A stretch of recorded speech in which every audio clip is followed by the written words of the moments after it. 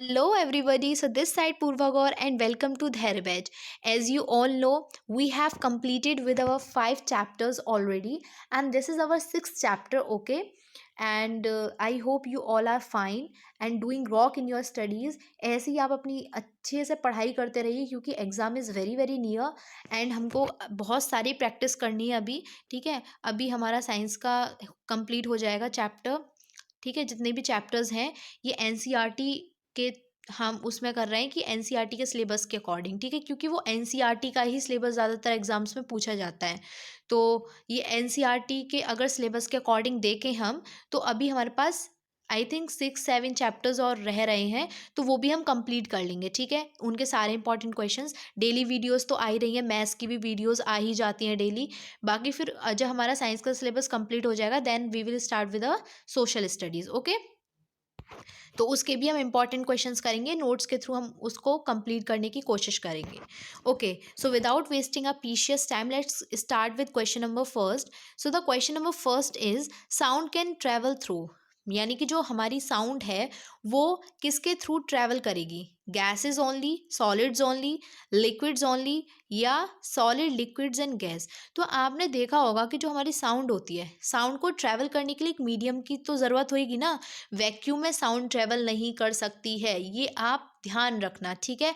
Options में ये भी आ सकता है वैक्यूम के थ्रू, तो वैक्यूम के थ्रू तो साउंड ट्रेवल कर ही नहीं सकती, क्योंकि देखो साउंड ट्रैवल कब करेगी? जैसे कि हमें साउंड कब सुनाई देती है? जब वाइब्रेशन के, जब कोई भी ऑब्जेक्ट में वाइब्रेशन होता है तो हमें साउंड सुनाई देती है, क्योंकि एयर के जो पार्टिकल्स होते हैं, जो भी किसी भी मीडियम के थ्रू जब साउंड ट्रैवल करेगी तो वहाँ उसके जो पार्टिकल्स होंगे वो वाइब्रेट करेंगे।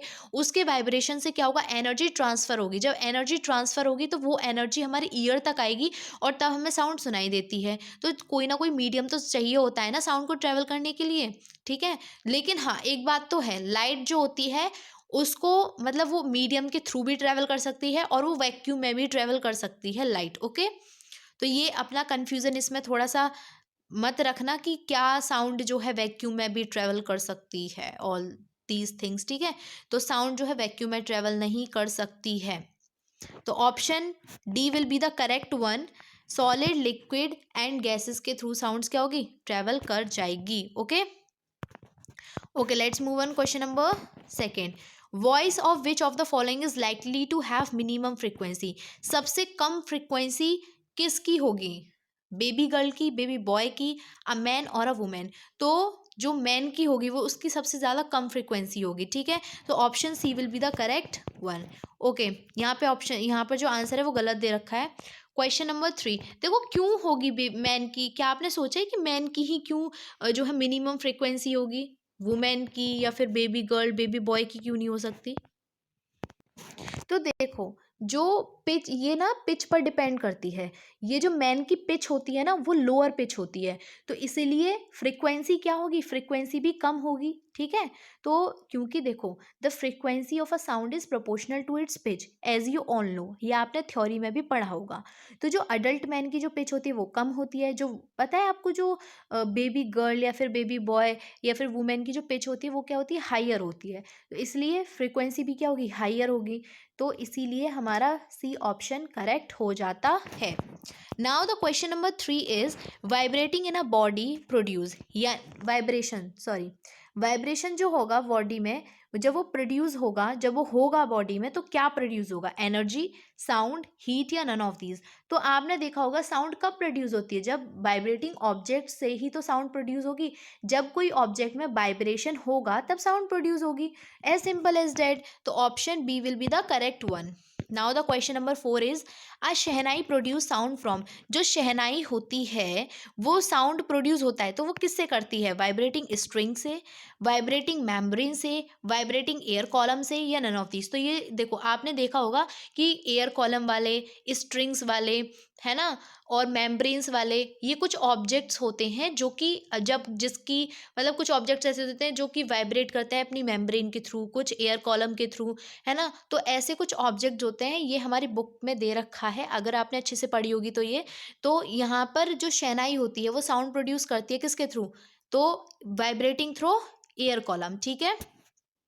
Okay, so next question is drum produce sound from, जो ड्रम होते हैं वो साउंड किसके थ्रू प्रोड्यूस करते हैं? वाइब्रेटिंग मेम्ब्रेन के थ्रू, वाइब्रेटिंग स्ट्रेच्ड मेम्ब्रेन के थ्रू, वाइब्रेटिंग स्ट्रिंग्स के थ्रू, या नन ऑफ दीज। तो जो हमारे ड्रम्स होते हैं वो वाइब्रेटिंग स्ट्रेच मेम्ब्रेन के थ्रू अपनी साउंड प्रोड्यूस करते हैं। तो B option will be the correct one. Okay, question number 6, frequency of oscillation is, oscillation, frequency of oscillation क्या है? The number of oscillations per minute, the number of oscillations per hour, the number of oscillations per second. I hope कि आपने answer सोच लिया होगा। तो option C will be the correct one. Okay, let's move on question number 7, the unit of frequencies, frequency की unit क्या होती है? तो गलत मत करना, ये क्वेश्चन बहुत बहुत इजी है और बहुत ही बेसिक क्वेश्चन है।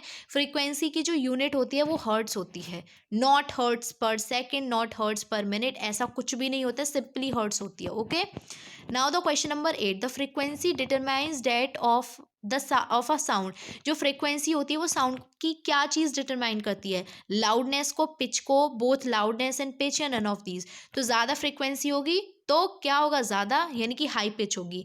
ज़्यादा कम फ्रीक्वेंसी होगी तो लो पिच होगी। ठीक है, हाँ, तो फ्रीक्वेंसी क्या होती है यहाँ मैं लिख देती हूँ, एक बार ही देखो। Frequency is directly proportional to pitch. यार राइटिंग बहुत गंदी है तो राइटिंग पर मत जाइएगा, ठीक है।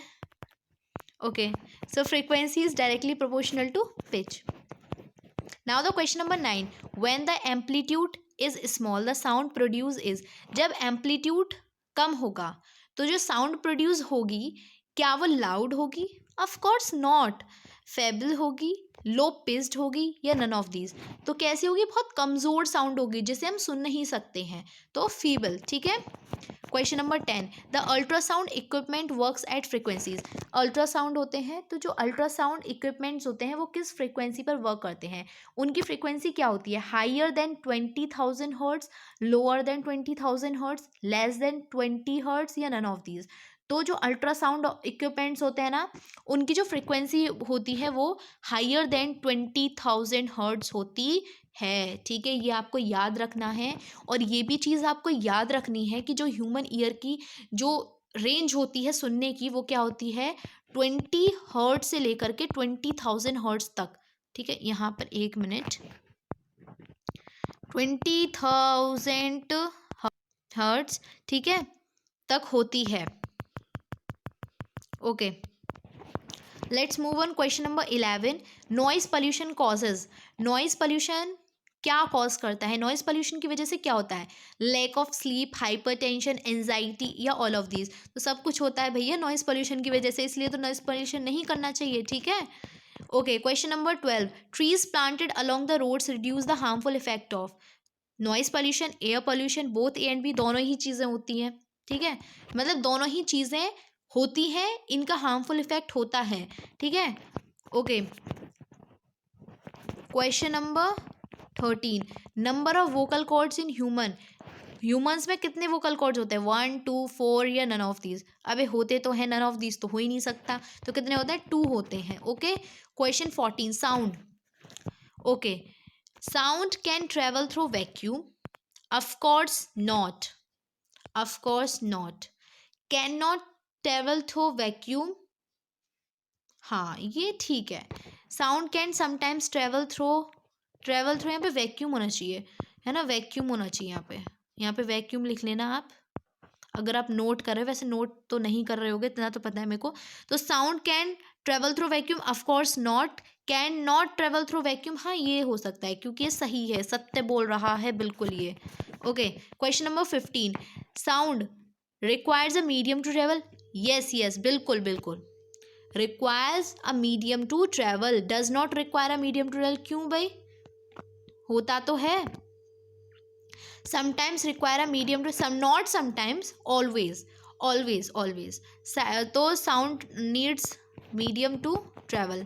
Okay, question 16, propagation of sound is fastest, सबसे ज़्यादा साउंड किस में फास्टेस्ट ट्रेवल करेगी? तो ऑफ कोर्स इन लिक्विड्स। ठीक है, और उससे कम सॉलिड में, एंड देन सबसे कम गैस में। वैक्यूम में तो करती नहीं है, वैक्यूम को तो हटा ही दो यार। Okay, question number 17, sound does not travel in, sound किस में ट्रैवल नहीं करेगी? साउंड, अरे ये तो बहुत इजी है, साउंड वैक्यूम में ट्रेवल नहीं करेगी। Okay, question 18, unwanted and unpleasant sounds are called. क्या होता है? म्यूजिक होता है क्या? बिल्कुल नहीं, म्यूजिक तो प्लीजेंट साउंड होती है। ओके, अनवांटेड और अनप्लीजेंट साउंड होती है, उसको हम क्या बोलते हैं? उसको हम बोलते हैं noise. Okay, question 19, process of receiving sound vibrations and sensing them by brain is called hearing. Okay, question 20, voice box has stretched strings like parts which vibrate to produce sound are called।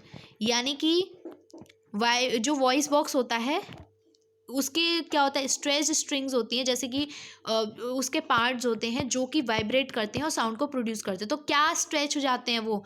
तो वो vocal cords होते हैं। एक और चीज़ बताऊं मैं आपको, रुक जाओ।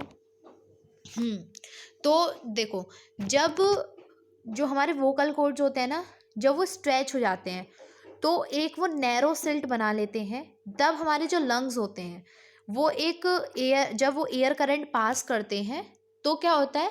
वो वाइब्रेट करना स्टार्ट करते हैं और साउंड जो है प्रोड्यूस होती है। ओके, इतना आपको याद रखना है। Okay, now the question number 21 is large amplitude of sound vibration will produce.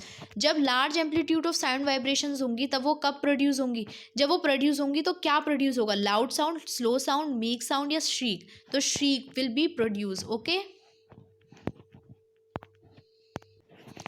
Actually यहाँ पर श्रीक नहीं होगा, यहाँ पर लाउड साउंड होगा, क्योंकि जब लार्ज एम्पलीट्यूड होगा साउंड वाइब्रेशंस का तो हमारी जो लाउड साउंड होगी वो प्रोड्यूस होगी। ठीक है, now the question number 22, high frequency of sound vibrations will produce. हाँ, यहाँ पर श्रीक होगा। क्यों? देखो, श्रीक का मतलब है बहुत ही ज़्यादा हाई पिच, है ना, हाई क्राई, इस तरीके की। तो जो high frequency of sound vibrations होंगी तो क्या प्रोड्यूस होगा? श्रीक प्रोड्यूस होगा। ठीक है, question 23, excessive unwanted sounds in environment can cause, सीधी सी बात है, noise pollution. Question 24, the range of audible sound for human ear. ये तो मैंने आपको पहले भी बताया था, क्या होती है रेंज उसकी? 20 हर्ट्ज से लेकर के 20,000 हर्ट्ज तक की। ठीक है, question number 25, the amplitude of the sound wave decides it's. जो एम्पलीट्यूड होता है साउंड वेव का वो क्या डिसाइड करता है? उसकी लाउडनेस को डिसाइड करता है। ये आपको याद रखना है।